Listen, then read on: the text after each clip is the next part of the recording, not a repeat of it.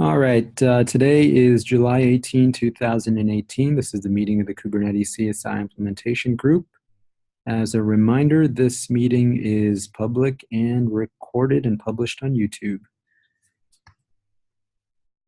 So let's go through the agenda. If you have any items that need attention, feel free to add it to the agenda as we go along or just interrupt. So PRs that need attention, we have a couple of ongoing designs that Jan is working on, the inline CSI volumes and CSI driver registry. We had a meeting for CSI driver registry earlier this week. I think we made some progress, but no conclusion yet. Jan, do you want to summarize?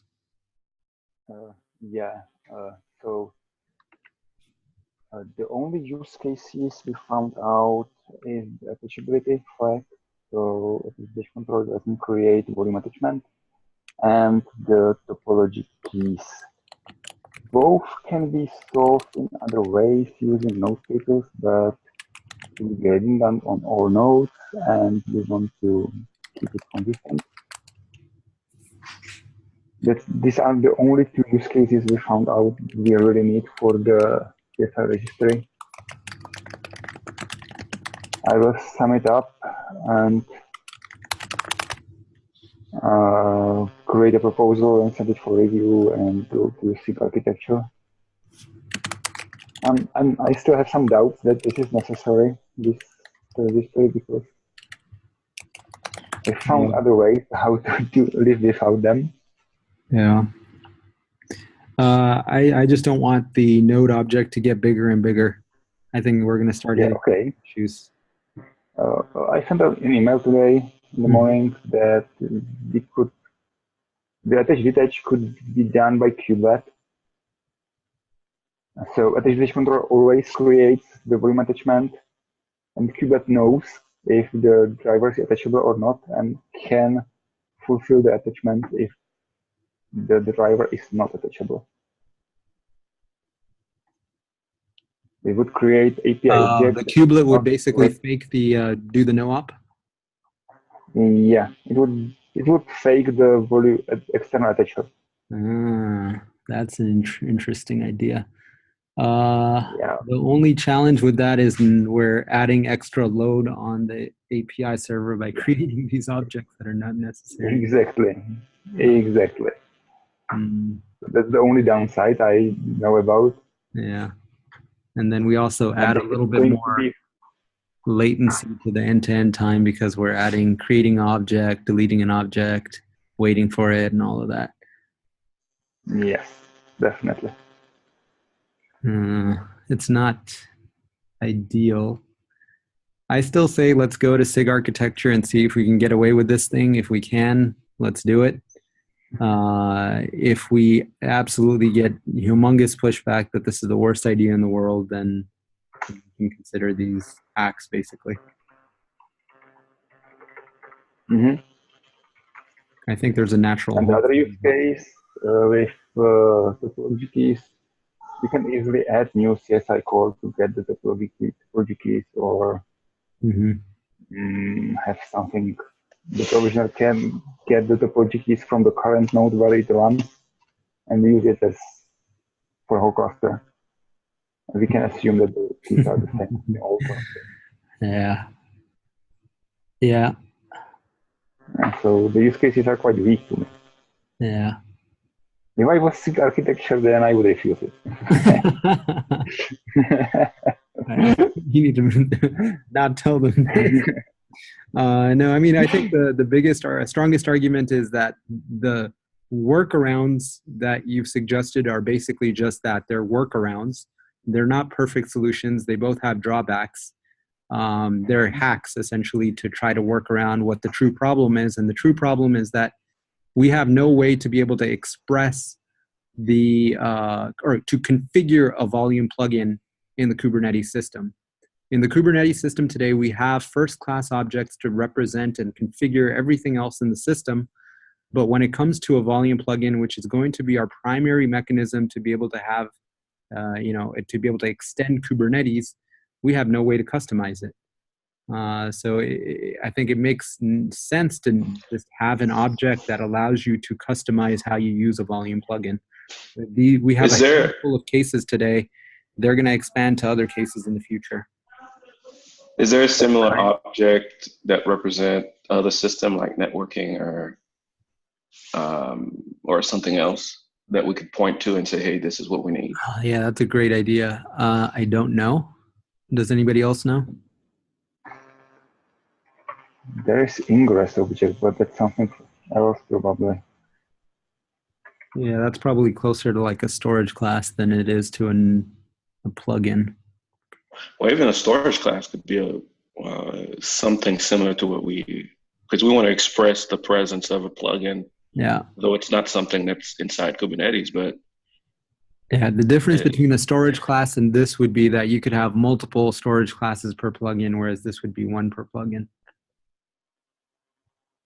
Yeah, and back to what Saad said, what kind of customization do we expect in this object?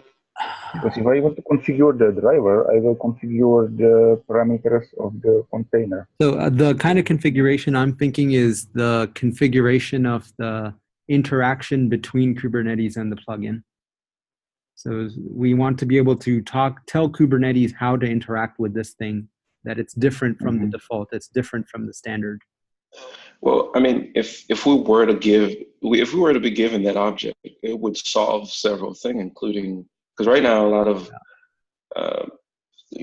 configuration information that are pushed into YAML, some of it could make it in that object. Like where, how do we talk to that external piece, for instance? Yeah, I think overall there is a solid case for it. And even if SIG architecture turns this down, we have the option of going down the CRD path, which I would prefer over trying to do hacks. What's the resistance going on? I mean, why don't we just go through CRD instead of? Well, ideally, if we're going to do a CRD, let's see if we could get an in-tree first-class volume or first-class object. It just makes for a nicer experience. You don't have to install a CRD and all of that. I see. Okay, let's. I guess we're going to have more meetings to discuss this, so we could discuss that there.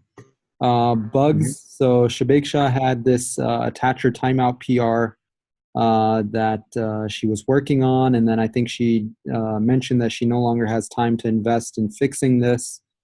She messaged me offline and said she can't.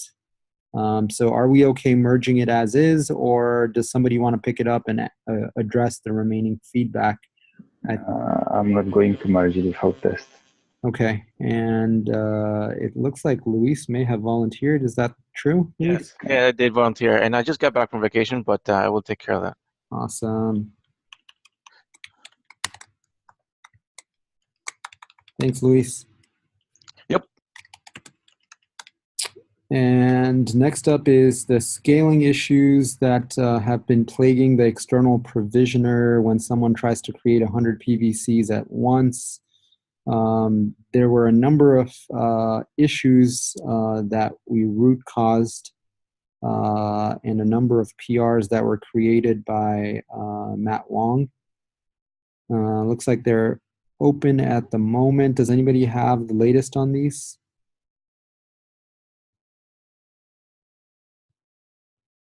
I have not looked at this in last week, so I'll take a look at that. Okay. Sounds good to me. Thank you, Vlad. I think this is the component that I'm most concerned about right now, because this is where I'm hearing the most bugs. Which component is that? I just missed that. External provisioner. I'm trying to figure out what can we do with more testing that we can start reproducing these same bugs.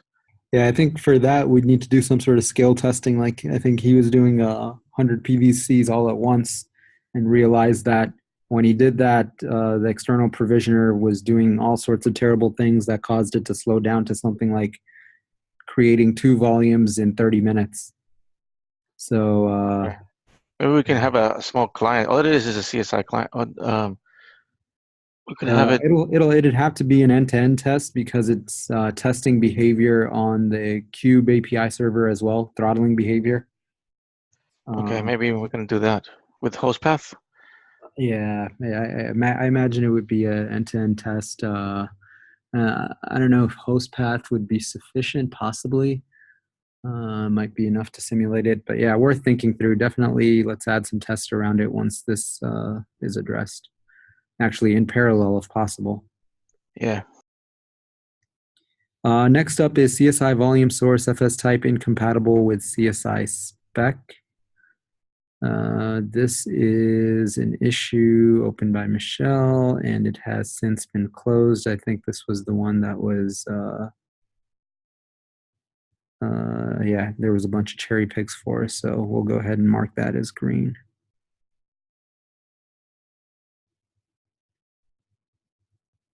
Just double check that the cherry picks have merged. Yes.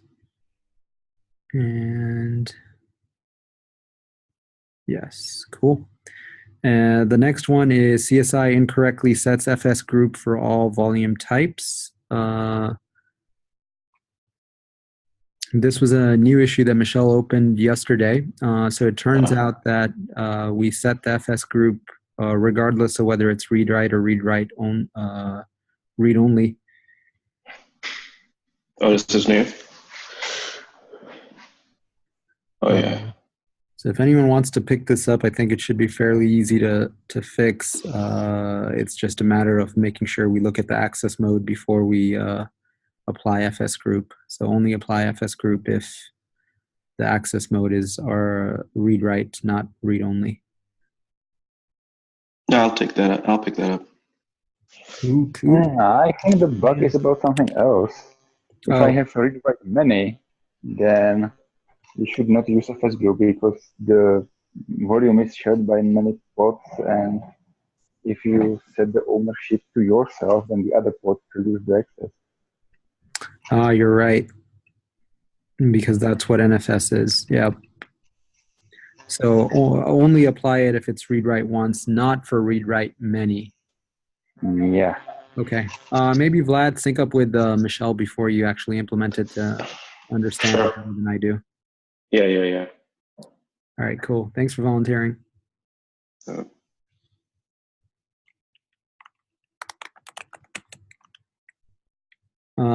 Next up is miscellaneous updates.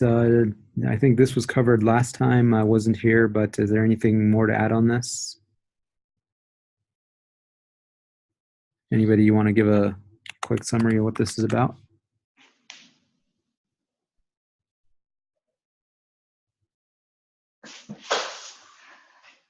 Okay, you can follow up with it offline. Next up is the 1.11 tasks that we have outstanding, which it looks like is documentation. Sounds like you were out last week, Luis, so. Yeah, yep. Okay. I'll start picking things up. Cool. So we'll keep an eye on that. And then cut 0.3 of CSI test.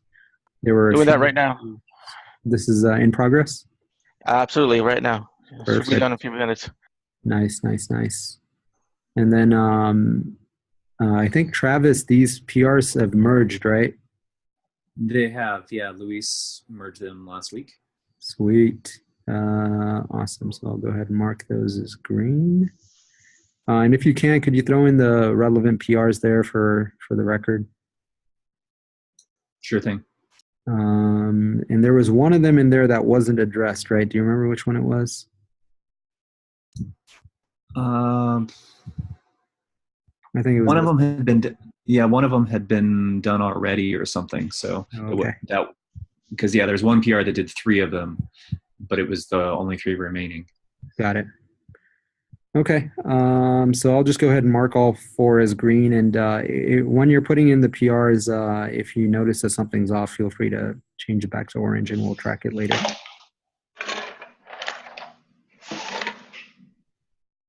All right, kubelet device plugin integration, documentation and end-to-end testing. That's in the works. Block volume support, documentation in the works. All right, cool. That's all we have for the previous release. For the current release, oh my God, we have this massive spreadsheet. We agreed not to focus on any of the drivers. We're going to talk about the entry stuff. For CSI entry, we have cluster plugin registration mechanism. The last status on this was we had a meeting leaning towards using CRD, but so I guess this is still outstanding, waiting on that. Next is skip external attach detach. This is also awaiting answer on that. CSI library, mount library. Yeah, so this one, I did reach out to Michelle to see what she was really concerned about with this. I found the existing issue. It was followed by a guy at Red Hat pointing out that a lot of people were vendoring all of Kubernetes to get like package util mount, which isn't really necessary. And so, yeah, when I found the existing issue, someone had already signed up to do the work, but it was over a month ago. We haven't seen anything. So I pinged them to see where they were at. Perfect. Awesome. Yep. Thanks a lot. That is great. CSI driver, CSI library, iSCSI. John Griffith is now one of your friends at Red Hat, right? Well, we'll get an update from him at the meeting on Thursday. And then CSI entry, inline volume support, PSP whitelist, docs discouraging use with remote volumes. So there's the doc out by Jan. Jan, any progress on this one? No, I'm basically waiting for the registry because I need the attach flag, and Tim didn't like it, the document at all. It's many too sharp edges, I understand. Yeah. But I don't see other way how to do that. Yeah. Okay, so let's tackle one beast at a time then. CSI entry, pass workload information onto node publish. We thought that we were done with this, but then today we had a CSI community meeting and it all kind of blew up. So it is being discussed in the CSI community. I have just got idea to solve it on Kubernetes side. I don't remember how we do the registration of the driver to kubelet. There is the site type container that calls some driver registrar for registration. Yep. And this thing could also pass a flag if this particular driver wants workload information or not. Okay. And kubelet would remember that and pass it as a volume attribute in every call. Yeah. But then the administrator just configures the driver registrar. But then the problem is that we still need some way for the plugin to say, hey, I need workload information. How does it? These are very specific Kubernetes plugins. Yeah, I guess we could extend. So we could have a custom method, maybe. No, I would just document it or provide the right samples how to install the sidecar registrar with this parameter, and that would be. I see. Basically, you're just saying that the driver registrar has a parameter on it. If it's set, then okay. Yeah. Yep, that could work. That could totally work. I don't know, is the protocol between kubelet and the registrar somehow extendable, or can it pass things like this? That's very simple. Yeah. Okay. Yeah, the registrar just watches a directory, and if it sees it, it says, okay, I can talk to the plugin and then start talking to it. But it's And very if simple. we have this amazing object that we've been talking about, it becomes Well, couldn't we generate that CRD during that registration, or would that be too late in the flow? we could. The only challenge is that for driver registrar, you have one per node. So you have race between every single node to create basically register. Yeah. You're right. So that gets ugly. Yes, very early. I like that. So it has to happen outside. Okay.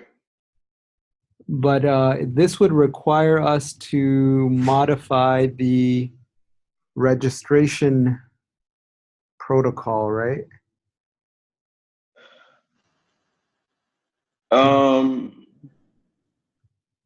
No, because the kubelet registration just needs to know that there is something there, and then once the plugin is alive, it delegates, it gets out of the way, really.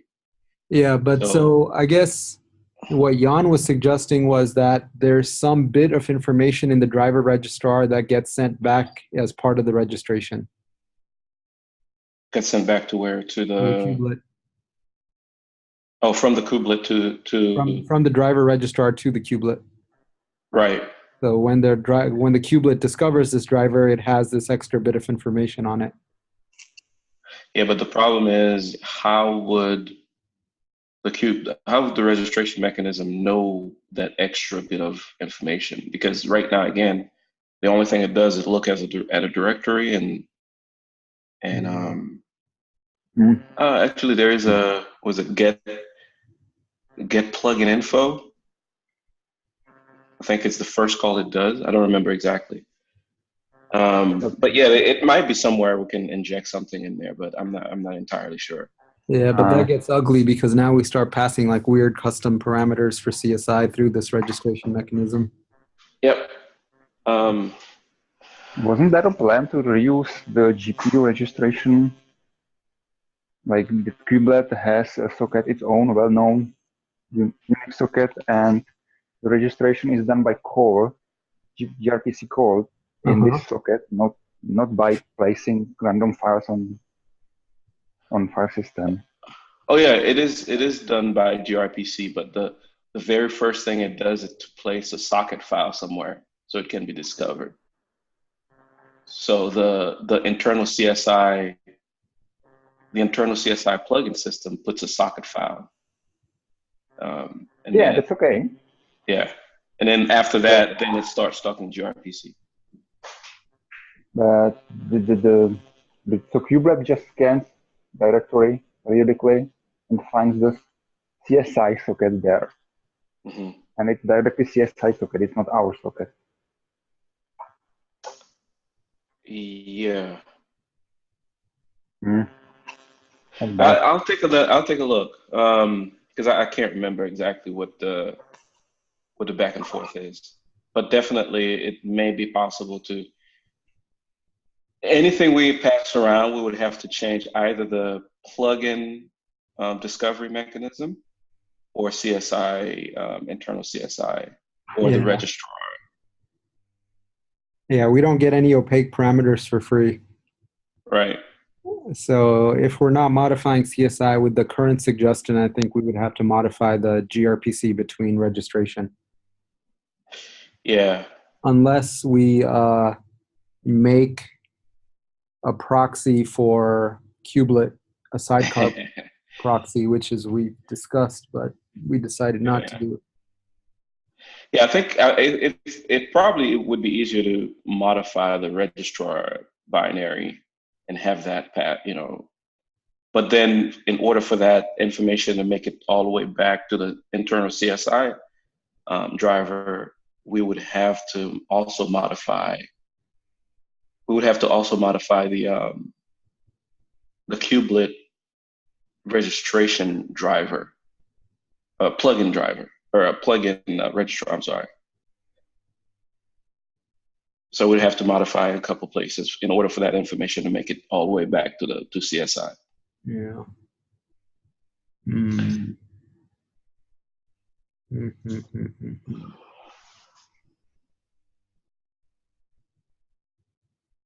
All right, let's think about it some more. Yeah. Ideas. So that is workload information. Next up is add support for dynamic max volume per node count. This is Hemant on the line for this one. I haven't seen any news on this one, so I'm not sure what the current status is. We'll leave that and get an update during the community meeting tomorrow. CSI spec, add volume usage capacity metrics. So there was a discussion about this during the CSI meeting, and I think there was an okay to go ahead and add usage as part of the CSI spec, but not general metrics. And CSI spec add support for volume expansion. There was a big discussion about this last week, and I think the major issues were closed on, and Hemant just needs to update this PR. The rest of these are drivers. Then we've got the CIFS library, which we'll need to get an update from Deep tomorrow. These are all drivers, external provisioner, topology support for Kubernetes CSI. Cheng, are you on the line? Okay, we'll sync up with this with Cheng tomorrow, and fiber channel common and NFS common we'll sync up tomorrow. Okay, that's all I have today. Any questions, concerns, comments, anything else you want to talk about? A CSI test has been cut and released, and all the binaries are available. Good job. Thank you very much. Yeah, the only thing that I'm working on now is the mock plugin that people use to be 0.3 compatible. Yeah, it should be available in a few minutes. Are we tracking that separately, or is it part of the same? It's part of the same thing. Okay, so let's leave that and then say plus mock. All right, cool. Thank you very much for that, Luis. So, Saad, can you hear me? Yes. So I still have some issues with enabling Traverse for external snapshotter. Basically, I go to traverseci.org. I can't see that Kubernetes CSI repo there. So I talked to Luis about this. So he said usually you go there and enable it from there, but I can't see it. And then it doesn't look like there is a way to enable it from the external snapshotter repo itself. Luis, could you help sort that out? Yeah, if you give me write access to the yes. I think Shing, you are admin on that, so could you give Luis permission? Sure. Yeah, because I already see it. All I have to do is hit the button. Okay. Yeah, probably because I'm not the owner of the Kubernetes CSI repo. Maybe you have to be that. Oh, yeah, maybe at the Luis, team yeah, level. so probably, yeah, I will give Luis permission to make Luis a collaborator on external snapshotter. I have way too much power now. Don't get hit by a bus. I got hit by a car already. As long as you survive, it's fine. My fingers can still type. I'm all good. All right, guys, take care. All right, take care, guys. Okay, thank you. Bye. Bye.